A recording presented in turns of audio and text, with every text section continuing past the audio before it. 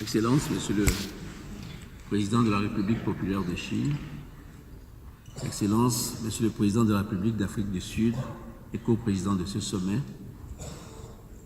Excellences, Monsieur le Président en exercice de l'Union africaine, chers collègues chefs d'État, Monsieur le Président de la Commission de l'Union africaine, distingués délégués, Mesdames et Messieurs, je voudrais à mon tour saluer la tenue de ce sommet qui est une véritable célébration de l'amitié et du progrès et exprimer ma profonde gratitude au président Xi Jinping pour le soin tout particulier qu'il accorde à la coopération sino-africaine.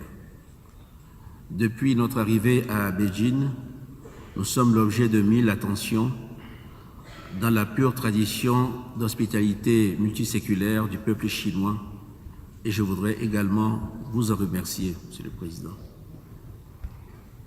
Monsieur le Président de la République d'Afrique du Sud et co-président de ce forum, je voudrais vous féliciter et vous remercier pour les efforts que vous avez déployés pour la réussite de votre mission en notre nom à tous. Je voudrais également saluer mon frère, le président Macky Sall, pour la mission qui va lui revenir de conduire aux côtés de la Chine ce forum. Monsieur le Président Xi Jinping, dans le cadre de ce forum et généralement dans les relations sino-africaines, votre pays met un point d'honneur à promouvoir un modèle exemplaire du partenariat Sud-Sud, mutuellement bénéfique, qui se diversifie et se renforce. Au regard du contexte international extrêmement changeant que nous connaissons aujourd'hui, je me réjouis davantage de cette position constante, fondée sur le respect mutuel, la sincérité et la recherche de résultats concrets. Excellences, Messieurs les chefs d'État et de gouvernement, Mesdames et Messieurs, les liens qui unissent l'Afrique et la Chine sont pérennes, car ils se nourrissent de l'amitié profonde que nous avons choisi de partager, de cultiver et d'assumer au regard de tous. C'est le propre de l'amitié de n'avoir d'autre justification que le choix assumé des amis de cheminer ensemble. Les amis s'enrichissent de leurs différences. Ils se soutiennent en toutes choses. Jamais ils ne cèdent à la tentation de jugements péremptoires ou de critiques hâtives. Les amis agissent l'un envers l'autre avec fidélité et loyauté.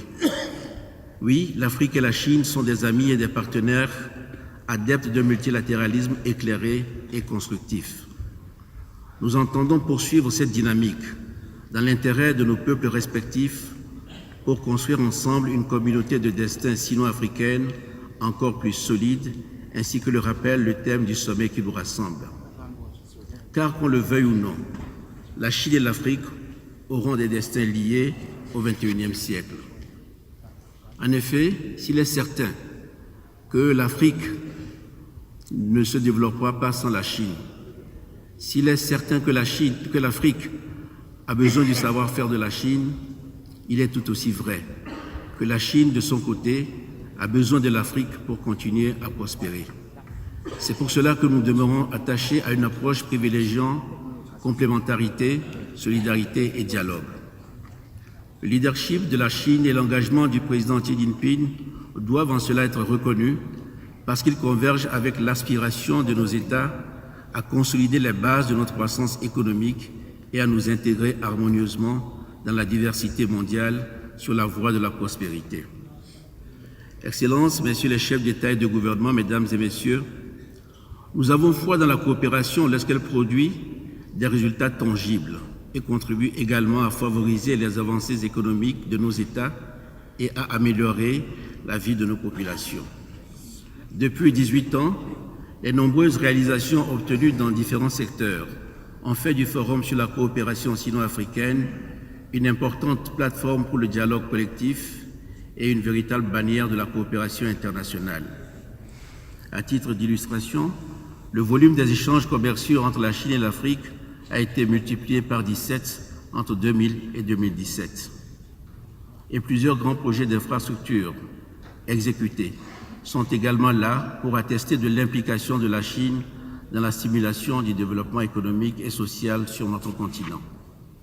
Aussi est-ce avec confiance que nous pouvons aborder l'avenir en travaillant à mettre en cohésion les cadres dont nous disposons pour le même objectif, notamment la toute nouvelle initiative Ceinture et Route, les objectifs de développement durable des Nations Unies, l'agenda 2063 de l'Union africaine et nos stratégies nationales de développement. Excellences, messieurs les chefs d'État et de gouvernement, mesdames et messieurs, je suis heureux de dire que nous sommes sur le point de marquer une nouvelle étape pour le Forum sur la coopération sino-africaine en ouvrant de grandes perspectives au développement commun avec des plans de coopération gagnant-gagnant. À cet égard, l'initiative Ceinture et Route s'accordera avantageusement à nos efforts pour construire un modèle de développement alternatif, pacifique et plus équitable.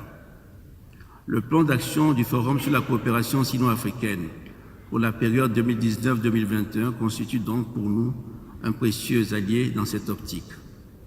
Je voudrais me réjouir de ce souffle nouveau en plaidant également pour un volume accru des investissements. Au nombre des outils de suivi destinés à assurer une exécution optimale de ce plan triennal, je voudrais suggérer la mise en place de mécanismes dédiés à l'élaboration du cadre de résultats et des objectifs en lien avec les différents domaines concernés.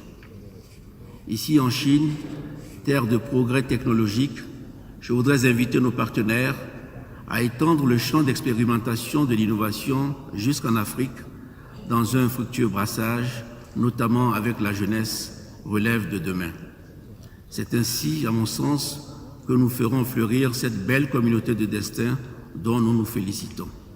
C'est sur cette invitation que je finis mon propos en vous remerciant de votre aimable attention.